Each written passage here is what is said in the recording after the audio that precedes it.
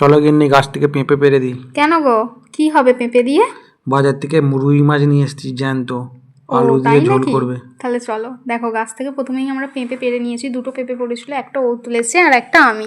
পেঁপেগুলো নিয়ে ঘরে চলে এসেছি। আর এবার কাটা যে মাছগুলো নিয়ে এসেছিলো বাজার থেকে, সেগুলোর কয়েক পিস আমরা তুলে রেখে দিয়েছি, আর কিছু পিস এবার মাছের তরকারি হবে, ঠিক আছে? তো সেগুলো আমি নিয়ে নিয়েছি। এবার ও ভালো করে নুন হলুদ মাখিয়ে দিল, তারপর গাছ থেকে পাড়া পেঁপেটাও কেটে নিয়েছে, আরও যা যা লাগবে পেঁয়াজ টমেটো কাঁচা লঙ্কা আলু সেগুলোও কেটে নিয়েছি। এদিকে দেখো তেল গরম করতে দিয়ে দিয়েছি। মাছ ভাজার আগে আমি তেলেতে একটু নুন দিয়েছিলাম যাতে মাছটা ভাজার সময় না ঠিকরায়।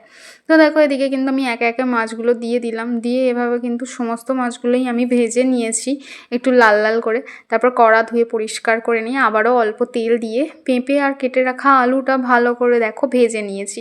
আর ওই তেলেতেই একটু দিয়ে দিয়েছি কালো জিরে, আর তারপরে দিয়ে দিলাম পেঁয়াজ টমেটো আর কাঁচা লঙ্কা। ভালো করে একটু নেড়ে চেড়ে ওর মধ্যেই দিলাম নুন আর হলুদ, দিয়ে আবারও একটু নেড়ে চেড়ে অল্প একটুখানি পরিমাণ জল দেব, দিয়ে আবারও ভালো করে কষিয়ে নেব।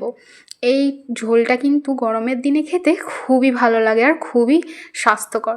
তোমরাও বাড়িতে চাইলে বানিয়ে খেতে পারো।